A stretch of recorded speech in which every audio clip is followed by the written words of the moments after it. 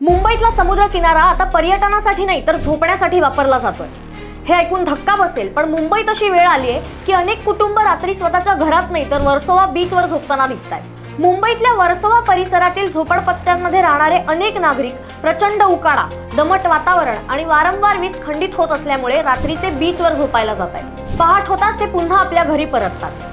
अनेकांची घरं पत्र्यांची असल्यामुळे हवा खेळती राहत नाही आणि घरातलं तापमान आणखीन वाढतं, असं नागरिक सांगतायत। या आधी सुद्धा मीरा भाईंदर मधल्या आनंद दिघे मैदानात शेकडो लोक रात्री झोपलेले दिसत होते, तेव्हा अनेकांनी व्हिडिओ पाहून आश्चर्य सुद्धा व्यक्त केलं होतं। एकीकडे मुंबईत उंच इमारती उभ्या राहतात, तर दुसरीकडे काही कुटुंबांना रात्र काढण्यासाठी समुद्राच्या वाळूचा आधार घ्यावा लागतो। याच काळात मुंबईतली वीज मागणी सुद्धा मोठ्या पातळीवर पोहोचल्याचं समोर येतं।